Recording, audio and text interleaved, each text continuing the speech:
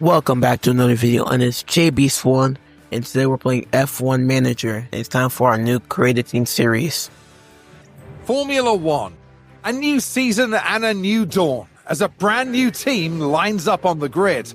That means an even harder challenge to secure that coveted championship silverware, as the on-track action is turned right up to 11. We're ready for excitement ahead, as the teams return to the drawing board in the battle to end Red Bull's dominance. They'll need to balance their aspirations for high performance with the risk of pushing too far and inviting catastrophic failures out on the track. With many drivers on the last year of their contracts, team principals will need to ensure that they're kept in the right mindset across the whole season, as well as managing sponsor demands and protecting their most valuable assets from the prying eyes of their rivals. As a new competitor enters the fray, anything is possible. This is Formula One. We are going to be Velocity One Racing from the United States of America. We'll be starting out at $2 million, 1-star facilities, and 1-star car performance. And this season, we're not going to be driving with Cordial and Fittipaldi. We're going to be driving with two wonder kids, Zach O'Sullivan and our main man, Kimi Antonelli. And this season, we're going to be driving with the Mercedes power unit.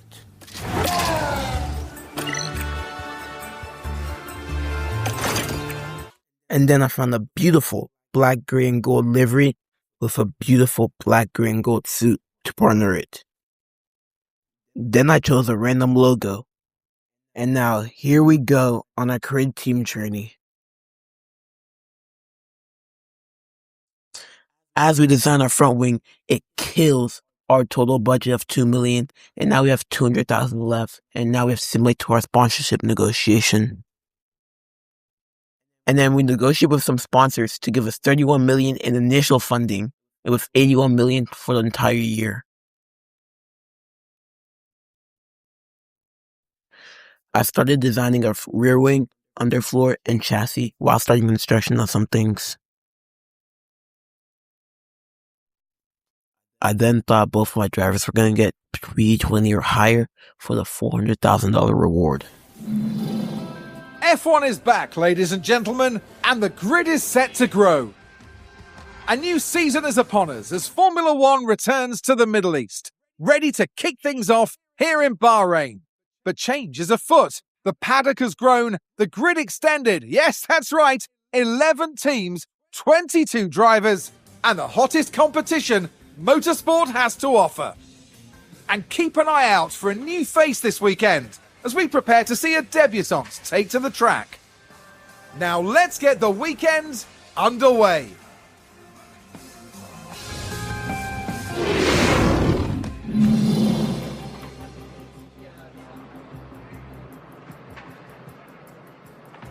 And after doing some setup work for the practice sessions, I assimilated all the way to qualifying. Qualifying is coming up, and the drivers will be ready and raring to go. Bahrain's track is dusty and abrasive, and even under the floodlights, qualifying is tough on soft tires. Teams will need to use their tire allocations wisely. Karun, how do you think Logan Sargent's going to be feeling at the moment? The main thing on my mind was their speed in practice. They just weren't that fast. But was that down to the driver, the car, the team experimenting? We don't know, and we'll just have to see how they fare in qualifying.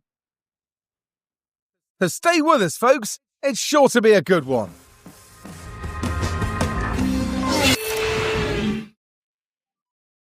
We immediately sent O'Sullivan out to complete our first laps of qualifying.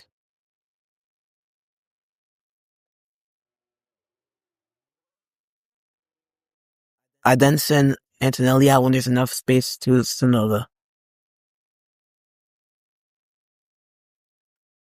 O'Sullivan finishes lap and is 1.4 seconds behind Magnussen. 1.4 seconds. Wow, we are slow. And 2 seconds behind Tsunoda. Oh my goodness. This is about to be a long gear. As Antonelli's about to finish his lap and is only a second behind Tsunoda. Follow your delta, stay negative. This is about to be a very long year. Now, as O'Sullivan finishes lap, he gets P15, 2 seconds behind Verstappen. Now he's about to be in the drop zone. He's in the drop zone now with Antonelli in P18, and now they have to do another lap. As O'Sullivan makes his way across the line for the final time, he's P19 and out of qualifying. As his teammate Kimi Antonelli still has a chance to beat Sargent out of qualifying. This is sad but expected for O'Sullivan, not making it out of qualifying. But as Kimi makes it across the final turn, let's see how he does.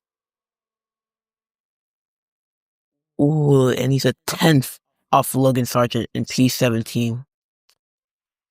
Sad, but this is how we should be in our first race of the season. But beating the two Saubers, as it seems, to finish P19 and P21, that's at least an achievement.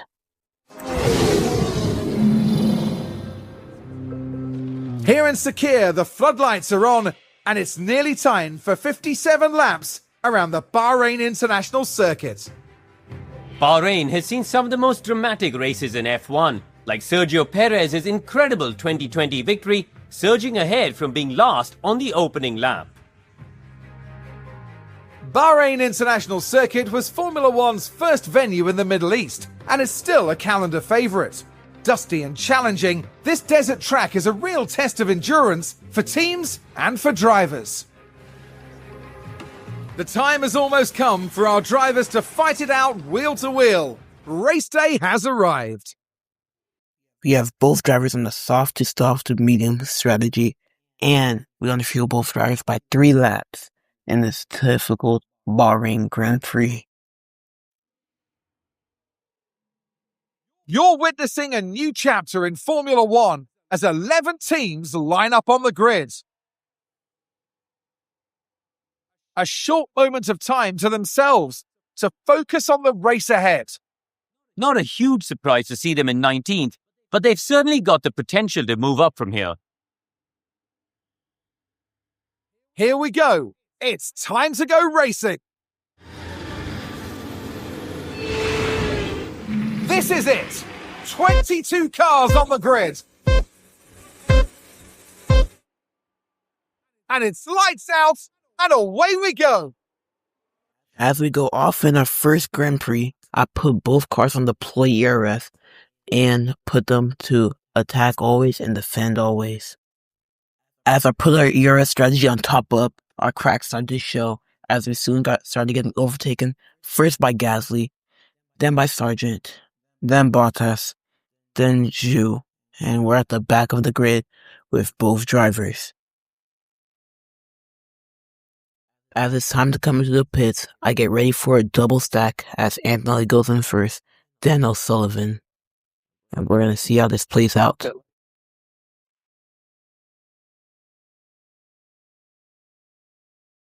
Antonelli gets a slow stop, and then O'Sullivan is in.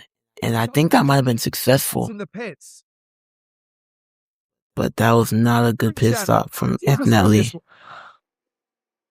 And they just really struggle. It's not a smooth one.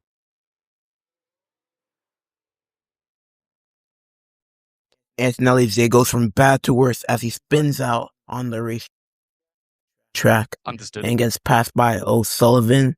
Yellow And flag he just had a bad pit stop, and now he spins out in sector 3. What could possibly go wrong even more for him? We perform a double stack, and O'Sullivan gets 2 seconds, and Antonelli gets 12 seconds pit stop. Oh my lord.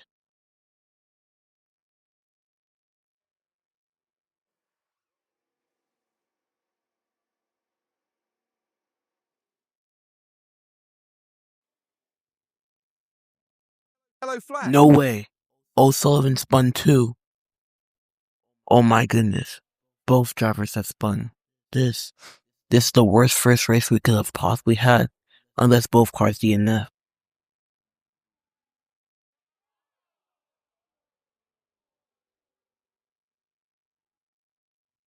As Charles Leclerc wins the race Charles and Leclerc gets is fastest today's lap winner. of the race. O'Sullivan finally finished the race in P21 and Antonelli finishes in P22. Very disappointing race, but to be expected from a first-time team. There's Alex Albon making his way back. A 14th place finish today, no points and lots to think about.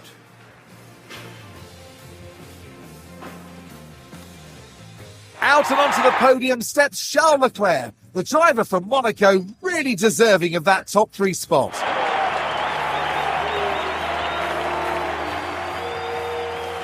And that's win number 1 of the season, and it's sure to provide them with a real confidence boost. And with that, the drivers finally get the chance to cool off and enjoy themselves.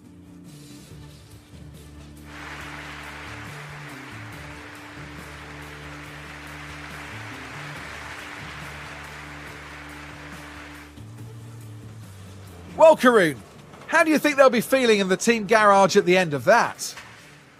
It was a strangely mixed weekend for them. We saw one driver put in a strong performance, but it was a different story for the other. Definitely positives there, though. And that is about that for this weekend's action here in Bahrain.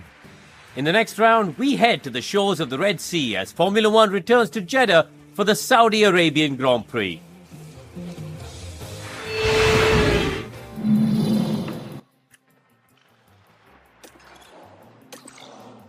Wow, 2 shocker pit stops for Kimi Antonelli, a 4-second pit stop, and a 12-second pit stop. Very lackluster for our crew, and we need to improve on that. I learned from my mistake and put both drivers finishing P21 or higher, and this is a performance that all teams are currently at in the season. What a race that was! And there, of course, we see Lance strolling in. Just managing a finish in the points, having crossed the line in 10th. And Carlos Sainz heading up to the podium now, the Spaniard adding another to his record. That gives them their first win of the season, and it was really well deserved. And finally now, the drivers can relax after an eventful weekend at the Saudi Arabian Grand Prix.